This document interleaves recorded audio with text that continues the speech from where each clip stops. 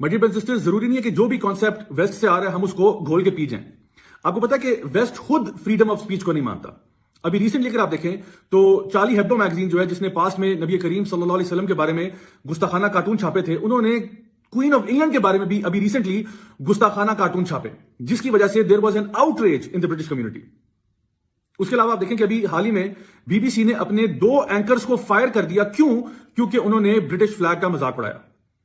France کی اگر آپ مثال لیں تو فرانس میں قوانین موجود ہیں کہ اگر آپ فرینچ اینتھم کو یا فرینچ فلیگ کو موک کرو گے تو آپ کو 7,500 یوروز کا فائن ہوگا.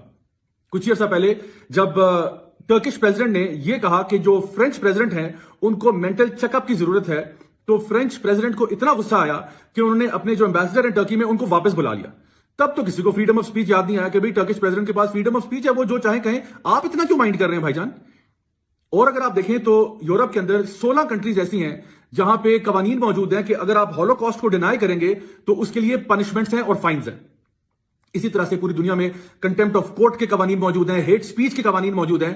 تو ایون ویسٹ یہ بات جانتا ہے کہ الٹیمیٹ فریڈم آف سپیچ کچھ نہیں ہوتا، کہیں نہ کہیں آپ کو چیک لگانا پڑتا ہے کہ بھئی یہاں تک تو ٹھیک تھا، اس سے آگے اگر آپ کریں گے تو جرمانے بھی ہوں گے، قید بھی ہوگی، پنشمنٹس ہوں گی، and so on and so forth. بالکل اسی طرح سے ہم ایز مسلمز یہ بات ریئلائز کرتے ہیں کہ ہمیں اپنی سپیچ کو سینسر کرنا پڑتا ہے اکثر و بیشتر. اللہ سبحانہ تعالیٰ قرآن مجید میں ارشاد فرماتے ہیں کہ اپنے والدین کے آگے اف بھی نہ کرو. یعنی کہ والدین کے آگے بدتمیزی کرنا، اونچی زبان استعمال کرنا یا چیخنا چلانا تو دور کی بات ہے، ان کے آگے اف بھی نہیں کر سکتے. اسی طرح سے ہمیں نبی کریم صلی اللہ علیہ وسلم کی حدیث میں یہ بات پتہ چلتی ہے کہ دوسروں کے خداؤں کو گالیاں مت نکالو، کیونکہ جواب میں وہ تمہارے اللہ کو گالیاں نکالیں گے. تو یہاں پہ بھی ہمیں کہا گیا کہ اپنی سپیچ کو سینسر کرو.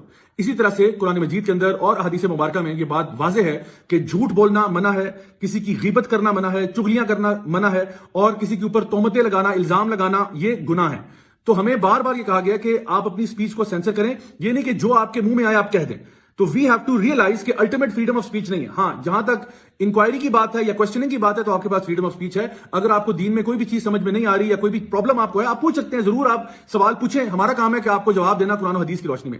سو I want you to understand کہ ویسٹرن ورلڈ کی ہپوکریسی جو ہے نا، ان کی منافقت کتنی واضح ہے کہ وہ جو چیز اپنے لیے پسند نہیں کرتے وہ دوسروں کے لیے پسند کرتے ہیں. خود جب ان کی باری آتی ہے اور ان کے جو خدا بنے ہوئے ہیں ان کے خلاف کوئی بات ہو تو وہ چیخ اور چلا اٹھتے ہیں کہ بھئی ہمارے فلیگ کو کچھ نہ کہو، ہماری کوئین کو کچھ نہ کہو، ہمارے قوانین کو کچھ نہ کہو، ہولوکاسٹ کو ڈینائی نہ کرو. لیکن جب فریڈم آف سپیچ ان کو یاد تبھی آتا ہے جبکہ نبی کریم صلی اللہ علیہ وسلم کی گستاخی کی جاتی ہے.